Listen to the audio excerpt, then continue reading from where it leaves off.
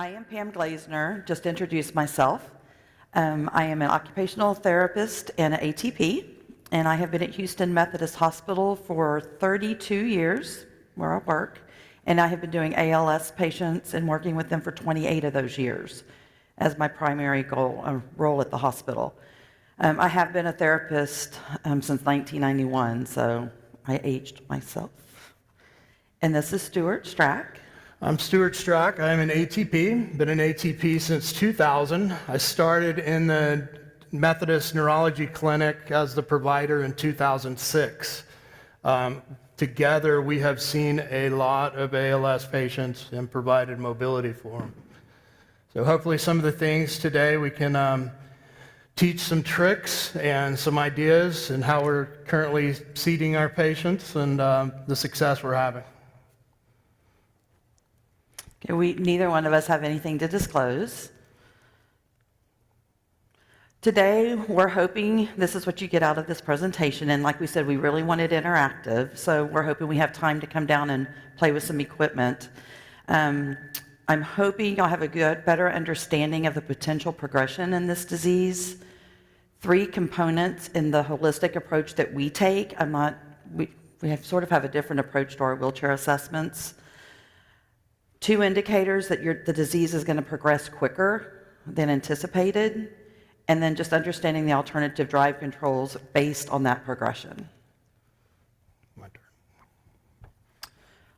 turn. All right, so I want to give a big Texas howdy y'all to everyone. Thank y'all for coming and attending. It is our privilege to get to share with all of y'all our passion for caring for ALS patients. Just as a show of hands, how many OTs are in the audience? Physical therapists? Any other clinicians, speech? Great. How about ATPs or RTSs? How many of y'all are DME CRT providers? Manufacturers? Wonderful. How many of y'all are in an ALS clinic? How many of y'all have never seen an ALS patient? Oh, great. Okay. Very good. Is there anyone from Team Gleason here? Can you please stand up? How about Team Gleason, y'all? Thank you. Thank you for all you do. Also with Team Gleason has a brand new power wheelchair guide. There are several up here. If you have not seen the new guide, please pick one up. There is a ton of wonderful information to share with your ALS patients that are wondering about mobility and how to come about getting it, and guides and tips. So, very nice brochure. Okay. And again, thank y'all for attending. All right, so we're going to start off with the basics. That's a little refresher for who doesn't know this. What is ALS? Right? Neuromuscular disease. It is not a muscular disease. It is a neuromuscular disease. There's a big difference. And it has to be progressive. So whatever you see when you first see that patient, no, it's not going to get better, which is really hard for therapists to wrap their head around. 90% are sporadic. That means anybody in this room could come down with this disease. So they think that there's a chain of genetics. We have a lot of twins come through our clinic. One person will get it and one won't, because one of those genes is out of sequence. So they do believe it's genetic, though. And 10% is familial. They have identified 6 genes that cause ALS. So our folks that come through get genetic testing to see if they have that gene. Research shows life expectancy is 3 to 5 years. We see people live 10, 15 years. So just because they have ALS doesn't mean you don't treat them as though they're going to be here 15 years later. Okay, because these people do really well. Average age, 55 to 75 per literature. We have seen as young as 16 years old and as old as 90. About 15,000 of them out in the U.S., and I know there's more across the ocean in Europe and other countries, and there's no cure still to this day. They're working on it, but no cure. So what are our symptoms? Okay, this is a very large span of symptoms. No two patients ever present the same, but I've seen hundreds of these patients, and I still don't know two that have ever approached the same way or developed the same way. Muscle weakness. And I want to talk briefly about the muscle weakness because we're going to go into why we do power mobility so early. When you over-exercise the muscles in an ALS patient and they get sore, you've caused a breakdown in their muscle. Okay, walking to and from the bathroom 10 times can cause this breakdown because that motor neuron's dying and pulling off. So because of that dead motor neuron and them pulling away, that muscle can't heal. So that weakness stays. And that's when you start seeing atrophy and the severe weakness. So we want to eliminate that. We want to protect the muscle they have. Okay? Spasticity, you can have spastic legs and flaccid arms. You have to have upper and lower motor neurons to diagnose with ALS. So it's a very unusual presentation. Atrophy, they all have increased deep tendon reflexes. I don't know if you've ever seen an ALS tongue, but if you haven't, have them stick their tongue out. It's shrunk and it usually scalloped. We always look at the tongue when they're being diagnosed. Respiratory compromises causes the shortness of breath, the fatigue, the poor endurance. We definitely have speech and swallowing problems. FTD is common. It used to be said they don't have cognitive problems. They do. Higher executive functioning issues, but they do have some cognitive impairment. All of these symptoms, progressive in nature. So always keep that in the back of your mind. So our clinic, just a little bit so y'all sort of understand where we come from. Our caseload runs anywhere from 250 to 275 patients at a time, and we're pretty busy. We see about 120 to 140 new ones diagnosis every year, and we follow everybody every 4 months. With that said, I'm in constant, and people ask me, I'm in constant communication with my patients. If there's a problem, they know they can call, they can email. All week I've been emailing people back. So there's always has to be a connection between you and your patients with this disease to keep them functional and safe. We do have a very high compliance with our wheelchairs. No one wants to be in a wheelchair, but our folks are pretty, they're compliant, I would say. We're very open, we're very honest about expectations. When we know they need one early on, we're very upfront about it. We do it gently, but we really try to get them into power mobility before something bad happens to them. So we're honest about function, we're honest about the finances, because that's a big thing now, and their limitations. Usually mobility, unlike vans, is one of the primary limitations. So when we do an evaluation, we do a very holistic approach. Like I said, expectations, their environment. I go over home and modifications. We address it all at the wheelchair assessment. I'm a big one on self-image. I tell people, your wheelchair is part of your body now. You have to look good in it. I want to see you, not your chair. So we really try to keep that into account when we're doing these assessments. What are their goals? Driving is not always the goal. Sometimes just seat positioning is the goal. If that's their primary goal, we have to make sure they have the means to do that. Finances, our managed care, deductibles are so high now. It's hard to get people in some of this equipment, so we do address that as best as we can. We assess, of course, their deficits and their cognition.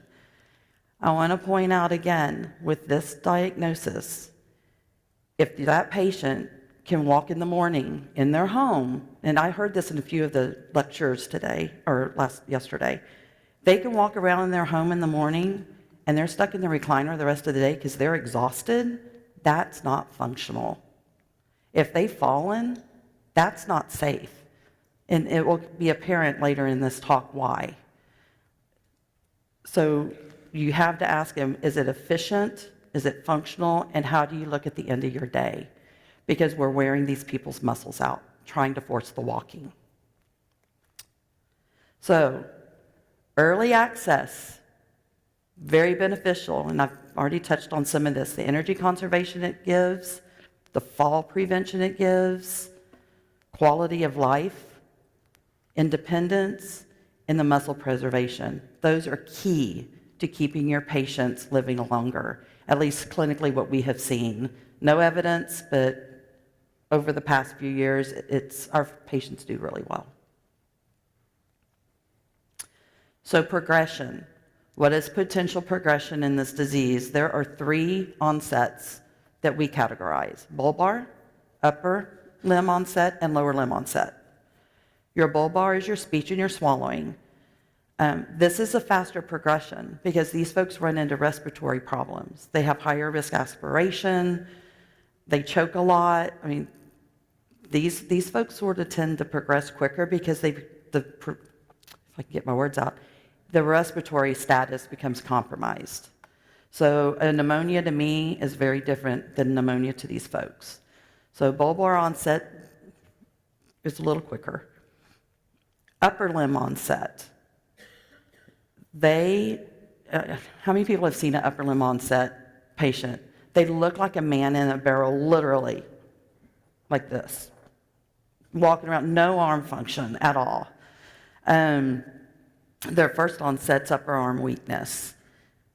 Their neck's usually involved because they get the head drop, which, as we all know, so they can see where they're walking. They slump back and they hang on their ligaments. So this is not safe. And they have no protective reaction when they fall. And because they don't have that arm swing, their walking is really unsafe and unbalanced. So these folks, even though their legs are stronger, go into chairs because of safety and fall, and they're just not functional. The lower limb onset, a much slower pace of progression usually. It's foot drop, but they also have high risk of falls, and their walking's impaired, so they go into chairs pretty early. So how do we monitor progression? What are our indicators? Number 1 on the list, and I was just telling someone this is my next research project because I see it and there is nothing out there to justify this statement, but we see it. Falling impacts the disease. Every fall a patient has, they're going to progress. It's amazing. 4 months, they'll come in. I'm like, what happened? How many times did you fall? And I guarantee you they fell 3 or more times between our visits. And you can tell who has fallen and who hasn't. So when you're meeting that patient for the first time, first thing you need to ask them is how many falls have you had? In what time span? And how did that impact you?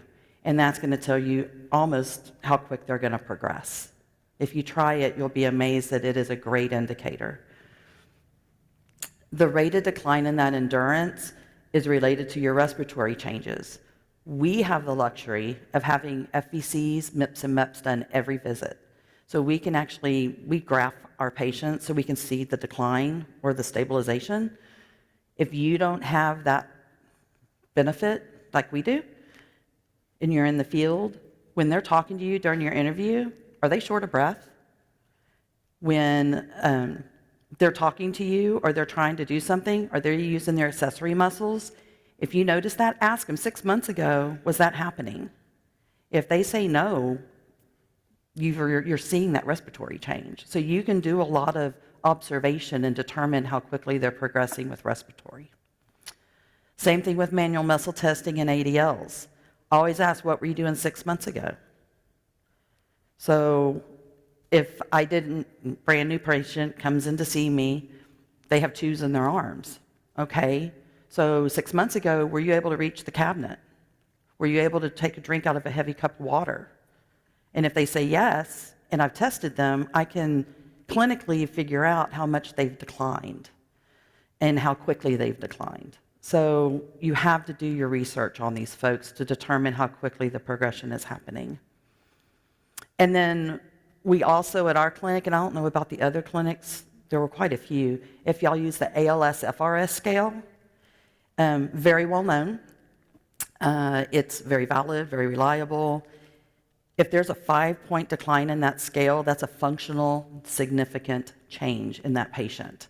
So it measures 12 categories: salivation, eating, turning in bed, climbing stairs, walking, dressing. It's a whole gamut of function. and they score it. The higher the score, the more normal, independent you are. 0 is non-functional. So if you use that in your clinic, I suggest you graft it every time they come in, and you can see a rate of progression with that. And you'll see it in a minute on our data. So we have 3 case studies we're going to go over. I'm going to show you where some of these indicators fall with them and how we adjusted to them with the chairs. So our first one, he's actually really well known. He's a 73-year-old retired Lutheran pastor. Y'all would get a kick. When he retired, he started making whiskey out of his house and selling it and giving the profits to ALSA and ALS research. So he's pretty cool. I like Pastor B. He was diagnosed in 2007. That was a long time ago. That's 16 years ago. This man is still with us, living a great life.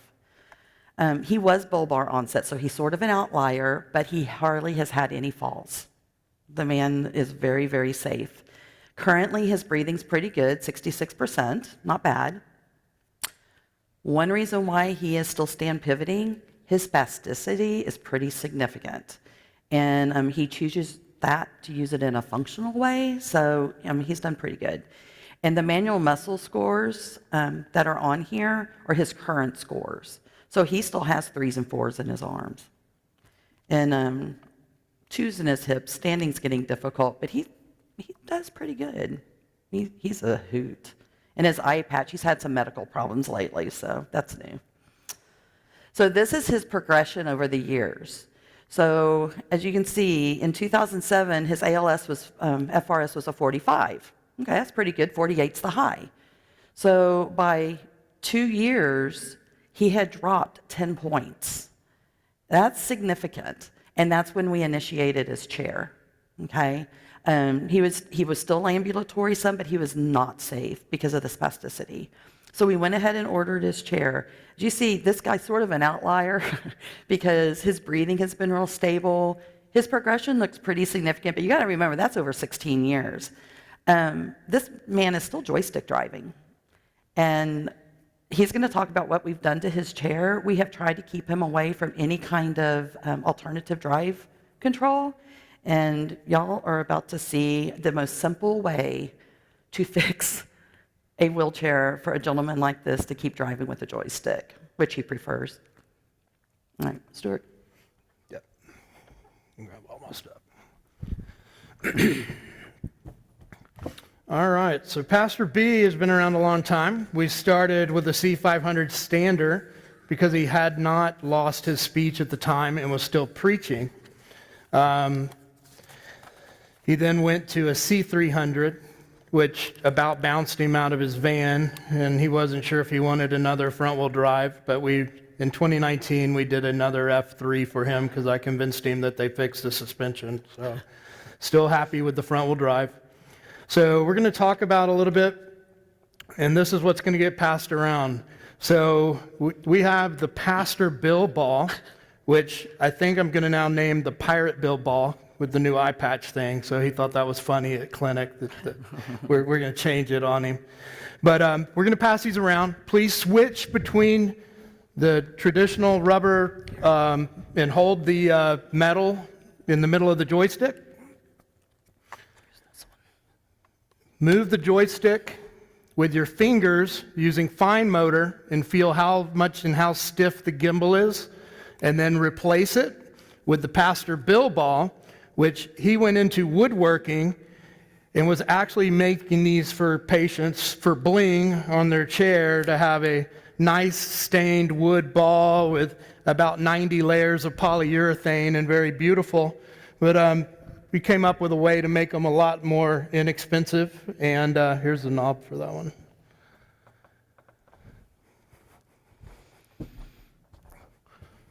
So he still has a standing type chair. He did with the F3, he went ahead and did the 30-degree anterior tilt. And I just want to mention also, if you look at our photos of our patients, we have realized the perfect position that he's sitting in. All of the ALS patients sit in a posterior pelvic tilt. They're actually doing that because it opens their diaphragm and makes breathing easier. So when we take a wheelchair seating measurement, we are ordering the seat depth to the exact measurement from behind their knee to the back of their buttocks.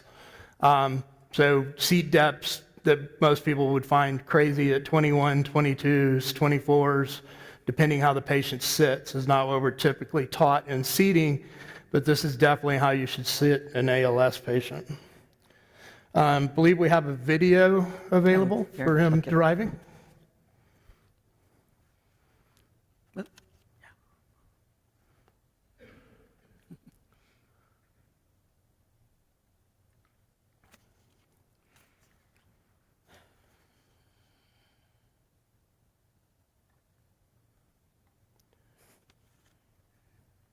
Again, what we're showing in this video is pretty much how little he is moving his hand on a traditional joystick. So what you should be feeling as you pass those joysticks around is how much we take the tension out of the gimbal.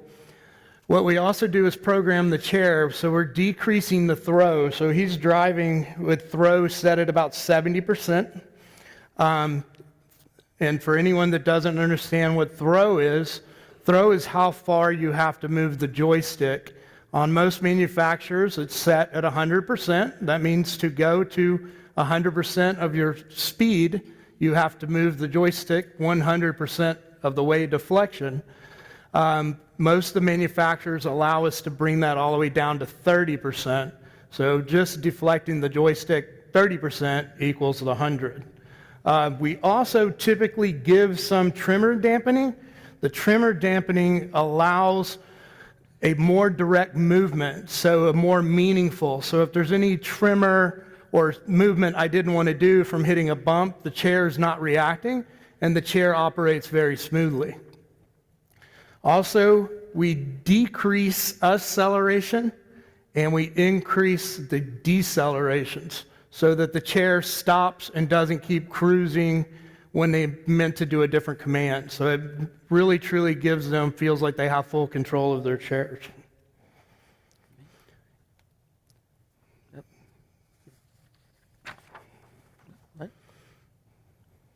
What happened to the instructions? Oh, it's not in here. We're missing a slide. Oh, no. He's going to have to talk y'all through this. Uh-oh. It's on the handout when the, oh, no. All right, well, there was a slide on how to inexpensively make a PBB ball, or a PBB.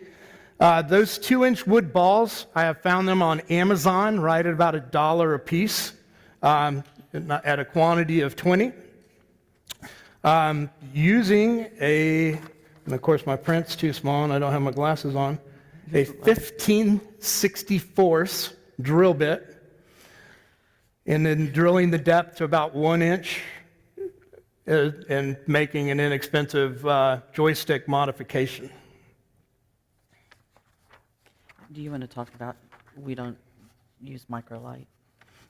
So again, typically out of our clinic, we do very, very few micro or light throw joysticks.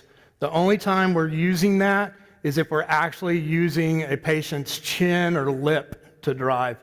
Anything at the hand, they're driving with gross motor and not with micro fine motor control. So that is a big difference of how they're controlling that joystick, using a large muscle group and moving the standard joystick versus someone with like SMA or something that has so little movement to actually utilize a micro joystick. And we do have, I think, currently 2 patients out of our group that is using a micro control joystick at their mouth, is how they determine to drive.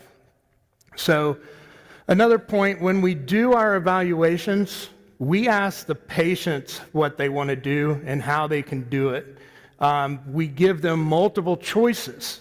So you'll see in some of the coming up videos, everybody wants to use their hand. And if they have hand control, they're getting a joystick. When they progress to needing an alternative drive control, then they are given the second option of how they're going to operate their chair.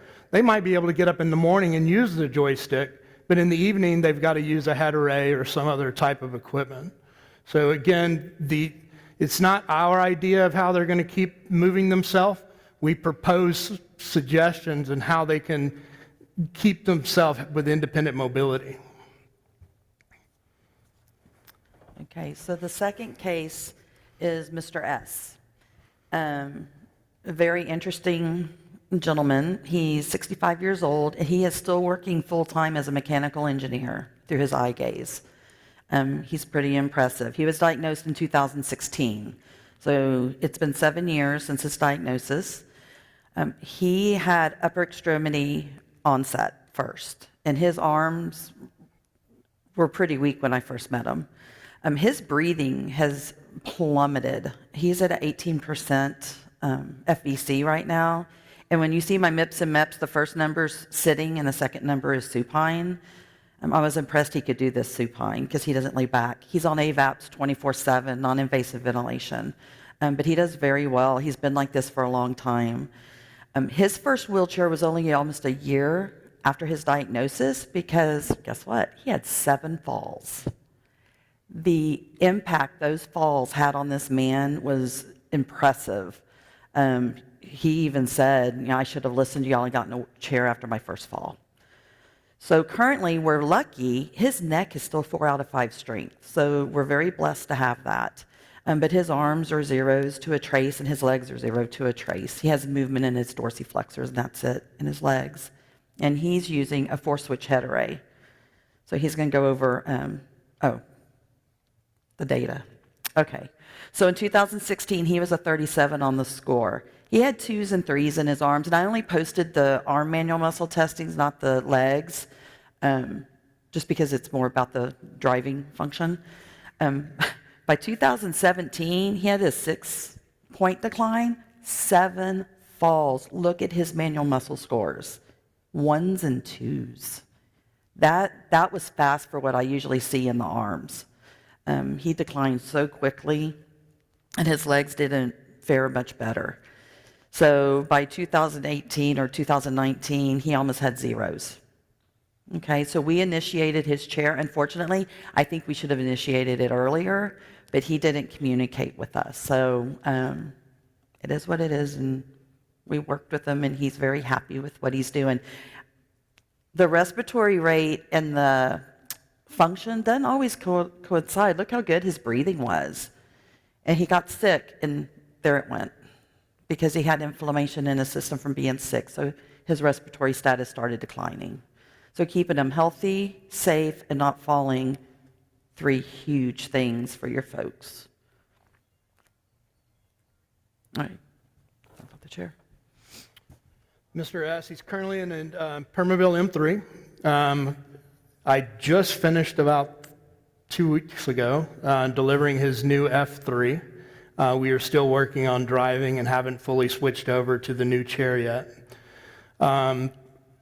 His original M3, we were utilizing an ASL Atom, a traditional proximity switch head array. We had a 10-inch comfort back pad at the back of his head for positioning, and then right and left at his head. And then we had forward and reverse and a mode switch at his knees. But he quickly, as you saw, he's lost all leg movement. While he still had his current M3, we switched to the ASL Fusion, which is a proportional head array. And he is driving with the traditional way that you would order the ASL Fusion. So he has right and left at his head, a proximity switch at his chin for mode changes, and his back pad is activated for forward and reverse. And in the videos, he is currently in the M3 driving with all 3 of those switches being proportional. Proportional meaning that it has a throttle or a speed control to it. So we can go ahead and we'll pull his next video. So this is him operating his seat functions, going through the sequences all independently.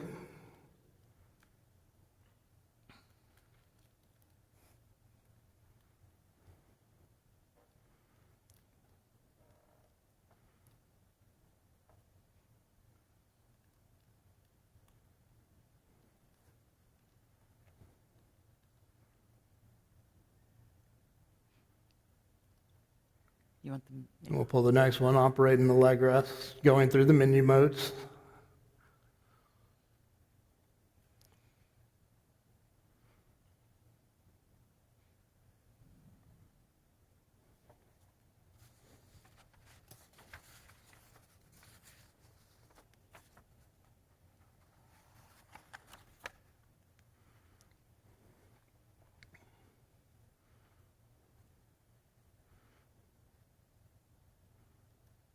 You want the next one?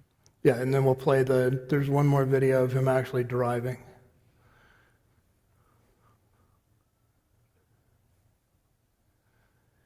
We wanted to get him the new F3 with the ESP tracking and not mid-wheel drive where the casters get turned to try to help him not have to do so many fine, minute corrections. That M3 did not have tracking on it. But you see him narrowly going through doors and full control of his chair. So that's important to remember. And accelerating in speed, so you can see the proportionality of it. It's important to remember if you don't have the tracking, because they were joystick driving, but you're now in this situation, it really makes it hard. So you have to consider that when you're choosing what you're going to do. So with the ASL Fusion, you can change the pads to operate as digital, proportional. You can switch back and forth. On the F3, we ended up having to make right and left both digital, and he's still operating forward proportional. He chose and really likes the mode switch that gives him control. He was using a lot of Bluetooth, but he's gone to using everything as far on his computer with eye gaze for phone control, working, and all of that. So on most of our patients, and I'm going to step down just to go over the chair.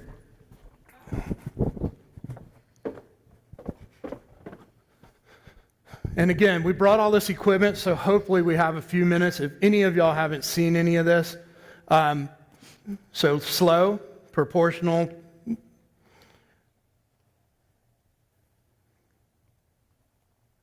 And then typically for my ALS patients, the back pad is going to be a 10-inch comfort backrest pad available through ASL. Forward and reverse in modes at the knee. Now when I'm ordering my head array package that way, we have found that we do not do the mode switch because that is a way that they can accidentally turn their chair on and off when they're resting anytime they touch it, and we're using standby select, meaning if I don't do something in my chair, my menu goes into, hey, what do you want to do mode? Do you want to tilt, rest? Do you want to put me to sleep? And that's the way now we're probably setting up 90% of our chairs. All right. Good. Okay. And then the third, and like I said, we want time at the end for y'all to ask y'all's questions and play with the equipment. The third case study is Sweet Miss G. She's only 42 years old. She came to us when she was 32. She's a nurse practitioner, now retired, and she was diagnosed in 2013. She had all-limb onset. This was really hard for her to take because she was in the prime of her professional career. She did have a lot of falls at the beginning of her diagnosis, which did not help. Her breathing is still very good, though, and she's living a very high-quality life right now with her family. Her first chair was within the first 2 years of her diagnosis, and she did go into a quantum. But right now, and she was joystick driving, but her muscle strength has deteriorated. Her legs are still pretty strong. She can still stand pivot, but she's not a functional ambulator. She's very, very unsafe. And her proximal and distal strength, as you're about to see, is extremely weak. But her biceps and triceps still work. So it's impressive what she can still do. She does not want to give up the joystick. So we've compromised. Is that a good word? Yeah, we compromised. We compromised because the joystick is exhausting her arms, and she needs her arm for function, what little she has left. So you can see she also dropped the 6 points in the score when we initiated the chair, but she had falls.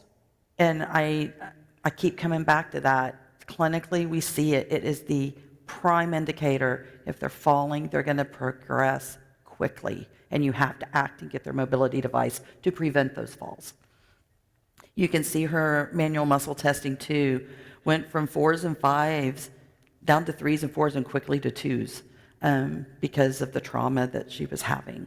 But her respiratory, it looks worse than it is on the respiratory rate. She doesn't wear AVAPs except at night, so she's doing really well. She still can speak some, not very well unless you're trained to understand her, but she can still communicate some, and she uses an eye gaze device sometimes for communication. Her chair is very, I love her chair, so, and her drive system. All right, as you can see, she is very petite and small. So we originally had her in a Q6 Edge, I guess at that time it was like the 6 or whatever. Yeah. Large chair. The Strato came out, and we replaced the previous chair with a Strato. Joystick driving. She uses both arms and hands, as you'll see in the video, to actually move the joystick, but that is 100% by her choice and what she wants. But we've recently just added the Tolt Ability Drive, and in her videos, you're going to see her able to, by herself independently, switch between the two drive controls, since our videos don't have volume and us telling her what to do. So she's going to switch back and forth, and then even operate seat functions through the Ability Drive. So we can move on and watch her video.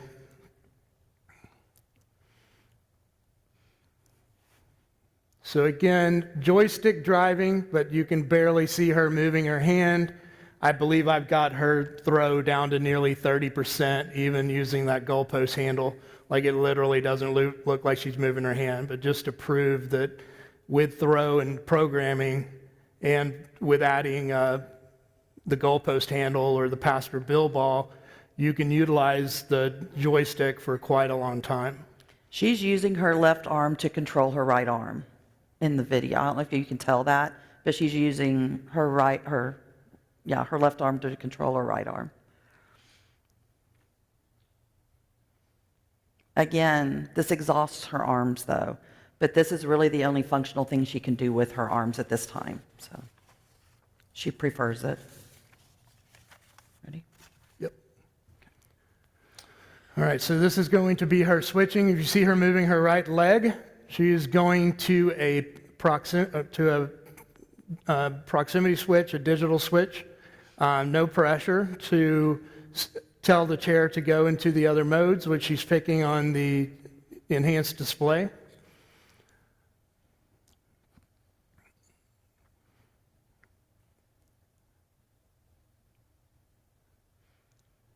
And we also have a chair set up here with the Tolt Ability Drive, which you're going to be driving with your eyes. So if any of y'all have not gotten in that chair and tried it yet, please give it a shot and see how easy and functional it actually works.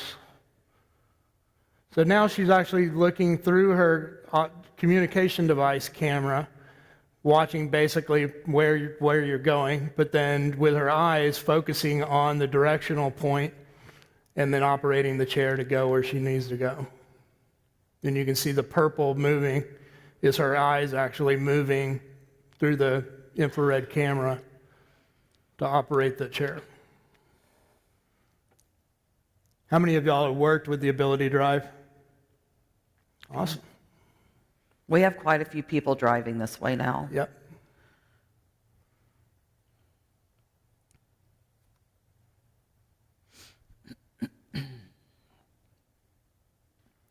for the next one.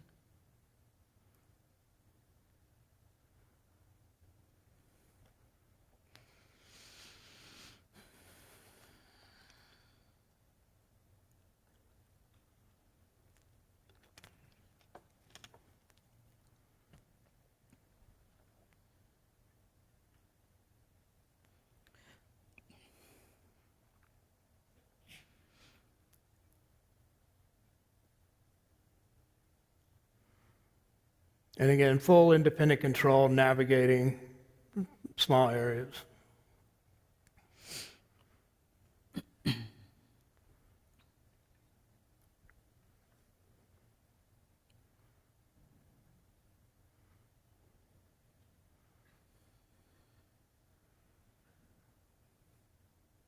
Right. Move to the next video. Yeah. And she's going to use her mode control back to, and she goes back to the joystick. Yep. Yep. All right, so through the tilt ability drive, she's going to operate seat functions. You do have to see the enhanced display screens to make your choices with the right and left movement on the tilt ability drive to actually page the same as if you were using a joystick to page through your drive functions and then choosing the up or down function to operate it.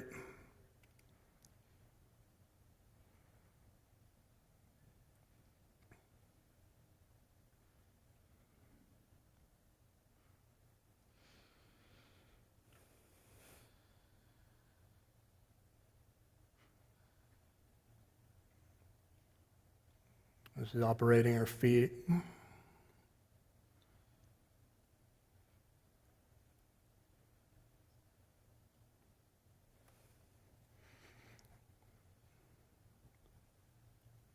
All right. Good.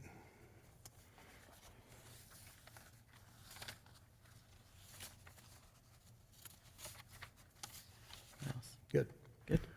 All right, what I'd like to do now is we're going to make this interactive, and I know we're boring up here enough talking about this stuff. We want y'all to try it. So I've got helpers. I've got Jay from Tolt's going to help with the ability drive. I got Lisa Rotelli is going to help us with the fusion head array. I think everybody here can operate a joystick, but then the Permobil is the Pastor Bill ball, the PBB. So everyone's able to try that. And we're going to open up the floor to questions. So we're going to have a 3-ring circus happening. But that way, everyone gets their chance. Please ask questions on the microphones, because this is being recorded, so people can hear your question and answer. So shoot away. First, are there questions? Silence. Oh, no questions. Is that good a lecture we got? Or I think someone's coming. And again, come up if you want to try a chair. We've got plenty of areas to do both. Yes. Hi there.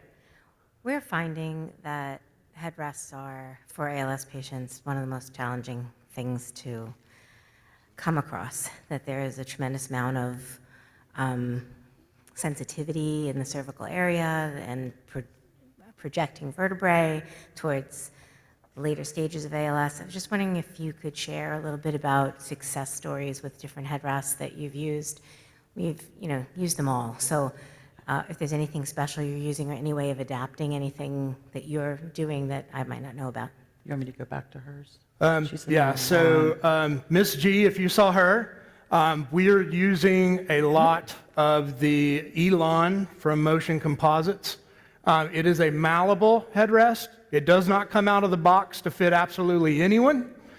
You have to get your hands on there and bend it to that person's head and shape. I am using Stealth hardware, though, because if I'm using a head array, so a lot of my patients in their van or vehicle want to use a head strap. The Elon comes with the ability to put a head strap on it, but then they're not driving. So switching between the Fusion or the Elon for positioning and holding their head, that way the hardware is identical and they can swap between the two, is what we're doing a lot of. Occasionally we use the Savant It's a love or hate. Patients love it or they hate it. So I'm not between, but we do try it when we do have some head positioning issues. If not, we also use a lot of just the comfort pad and then using swingaways. I order the 920 pad, the long pad, and I do a gel modification through Stealth to have the gel pad to hold the patient's head. That 920 pad is also bendable or malleable to form it around the patient's head. You're welcome. Yeah. Is this ability drive, is it being funded? Is it coded? We're, through Medicare the answer is specifically? yes, we're getting it funded, but we are doing it through taking it all the way to judge appeals. We are documenting it. We actually have several LMNs that we've written and separating that we have trialed all those other devices and to show that this is the last alternative for independent mobility. Is Gleason is funding this? Gleason funding covers the cost. Okay. So yes, Team Or that- Gleason. Yeah. Yes, Team Gleason. But They with that, do help with funding it. with that said, though, they do need to have a communication device Correct. to be able to get the A ability compatible, drive. a That's compatible communication device. Correct. The list is on Tolt's website for what devices are compatible. Team Gleason does need a denial from insurance these days before Yes. they'll cover everything. But what I wanted to mention with Pastor Bill's ball, we've been using a lot of golf balls Yep. because they have a rubber core and they grip the post of the joystick really nicely. It's a similar shape. Correct. And Same. you've got the little And the that's where I nubbies. found that specific drill bit. It's quite tight to get it on originally, but then it doesn't move. If any of the joystick knobs at all get loose, I use super glue gel, just a drip, and it doesn't run, and it just don't let them touch it in the beginning, and it does hold them in place. Awesome. One other thing we've been trying to do lately is for the very first joystick, order a compact or a compact light, so that way it's technically considered an alternative drive, so you get your Omni. There's still, you can put it in the regular place, it's a regular joystick, it's just split, the joystick and the screen, so Right. that way that next alternative Yeah. drive And funding's a little could tricky just on that. happen a little because faster sometimes. Funding's So- a little tricky because you get a joystick on the chair, and to ask for a second joystick, that's why we really came up with how I can program around it. Hopefully, there's been some good communication about some chairs coming out that we can order that are switch ready with everything on it. More to come. Yes. Yeah, I just want to give a little insight. My father and I work pretty heavily with ALS neuromuscular and the operation. Just want to give insight. So I find tremendous success in knee switches, tilt latched, and then recline. Each switch has multiple functions. Correct. It's plug and play, and the tilt latch allows them to get back, keeps them in place so they don't lose much function, or lose their place where the head or arms fall, and they're able to get back to home, as I say. And then the recline, really is a small window for success when it comes to ALS, and it's more about them being able to reposition. Yes. We take comfort for granted until comfort's a Yes. problem. And so incorporating switches, even early on, not needing alternative drives, but to the ability to tap with relative ease, and you can fine-tune that, and that can be placed anywhere. Yep. It is tremendously successful for our ALS. I don't have much study on it, but I'm finding people to be quite happier Correct. and more successful just with switches. So don't think you have to wait to the end with that. And in combination with the iDrive and the switches, you can accomplish quite a bit for Exactly. them when it comes to that. The other thing I wanted to add too, because of the balls, I have tremendous success. The ACE bandage, when you go get blood work, on that self-sticking, my clients are able to build up what they need based on their individual preferences and that little bit of texture and tack, and then they can color code it, and when it wears off, they just replace it again, and it's $2-3 at Rite Aid. And it's a game changer, you know? There's a lot of showstoppers in this condition, and I found that ACE bandage. I even have clients that will take like little popsicle sticks and create little leverage. I have people that grow fingernails longer to be able to do that. do it. That ACE bandage, game changer in certain aspects when we're talking about joystick knobs, that like how you're talking, you know? Yep. Sometimes Yeah. smooth isn't always better, you know? Correct. Right. And then the last thing is with head. The biggest challenge with head is people lose sight that it starts at the pelvis. And the end users, you know, they're doing so much anyways, right? Caregivers, everybody. And then a headrest with an Allen wrench throws everybody into a tizzy. And so those switches, the ability for them to get back, for them to start there, I have found tremendous success or a lack of constant adjustment with the head systems. Doesn't matter what head system, simply because they can get that pelvis back with those switches. So although the switch gives them, you know, seating functions, I find it stabilizing the head quite a bit. So they need people like us to be able to be innovative, and there's just not enough out there. Funding is a huge problem. They're all strapped. They all go through enough, you know, and so those little things, you know, on our end, like you guys are doing, to find those solutions Yes. in a really solutionless condition. You have to sometimes. think outside the box. Yeah, You you truly absolutely have to think you outside the absolutely box. have to. And I'll close with this. I always throw it until it sticks. You don't ever know when someone else's idea works for somebody and doesn't. And so don't get narrow-minded or closed-minded because it wasn't successful for someone else. Because you don't ever know when someone's like, why didn't I think of that? And then, you know, they spend months Exactly. And trying to we figure use it out. open communication to the patient. We ask them what they think they can do and what it's their idea. Yeah, and the last thing is lack of intervention. Get involved with if you have ALS clients, get involved. I know it's tricky, you know, in our industry, but you got to be involved because I can't tell you how many times you show up. I mean, I do it a lot. I mean, it's a huge portion of my world. So, how many don't call us in their complete forward neck extension? And there's no recovering from that. And it's not that they would never get into that forward extension over time, right? I mean, it's this condition, but Yeah. when you get to these appointments, spend that time with them because the gap between a month and 3 months for some of them can be all the difference. And it's such a bummer when you show up and they're like, I just didn't know. So Yeah. I always throw it out there, let it stick, and then and run with it. So thank you very much for Very this. good. Appreciate it. You're Thank welcome. you. Thank you. Thank you. I was just curious to your experience with latching of actuators, if and when. Very often. It's a little Let's go with question. seldom do we do it. Yeah, we don't It's latch not that very we've often. never done it.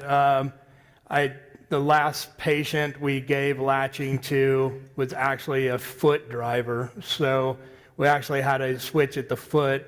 And then if he tapped his head or anything else, then it was kind of to unlatch the drive. But and he was using a joystick. So we latched forward at his foot for when he was cruising. We don't use it a whole lot. I think some of the new stuff in not utilizing or using, we're finding the knee or a large muscle that's actually operating, or your natural would be to rest and hold against it anyway. So latching that switch isn't as big a deal as if it was a difficult, would probably be my biggest answer why. Hi. Did you guys have any difficulty with driving outdoors in the sunlight? Yes, that's one of the negatives. Yeah, so the new cameras and stuff have gotten a lot better. When an ALS patient that's their last thing, then they're probably already on a ventilator and everything else. So outdoors is more of a time that they're out there with a family member or someone else. The patients themselves love the control for in the house, being able to control their own seating, just the things that it does give back. The little bit of negative about independence in bright daylight or sunlight isn't that big a negative in the whole big picture. That it works in a cloudy day. Yeah. We've had people outside all Yeah. over the place on cloudy, overcast days. Sorry, I have one more question. Yes. So we've seen evolution of alternative controls like from joystick to head arrays to head switches to eye gaze. What's next, in your opinion, which is practical and feasible in terms of driving chairs in other ways? Wouldn't speech activated be great? There's been speech activated, but that's almost like the sunlight thing. Also, a lot of these people don't have the voice to say anything. You know, the Audcom devices will work with Siri and some of the other stuff by even understanding the robotic voice in the communication device. There has been voice controls, but it's all about the environment that you're in and the noise, the background noise and things like that. But I mean, we can drop down all the way down, even included with quantum, you have your single switch scanning, a fiber optic switch or a proximity with minimal movement. You can still give the people control over their seating so they can move and reposition themselves. We have such a large number of patients, probably greater than 20%, are in the chairs 24 hours a sleep in day, their 7 days a chairs. week, and sleep in them and everything. So, you know, the ability to independently reposition and have some movement is huge. Thank you. I don't have a question, but just kind of an informational thing. I work for the VA hospital system, and if anybody has an individual who has ALS, who suspects or even asks them, have you been connected with any military service? Then they should get in touch with the VA, because ALS is now considered to be a service-connected condition. Yes. Yes, And it can open all kinds of doors for Yes. them. and we have a very strong PVA activist, or not activist, that an employee that He's an advocate for our He patients. helps all the patients get service connected. All right. So if anyone else, we have the Team Gleason guides. I have about 10 to 15 balls. If anybody has a patient in mind, since there's a lot of us here, they would like to take one with them, please take one. But going back to the VA comment, absolutely. We have a lot of veterans that come through our clinic. I'll say they go to both, and our VAs take care of our folks. So definitely get them connected, and they can Yes. really reap some benefits from it.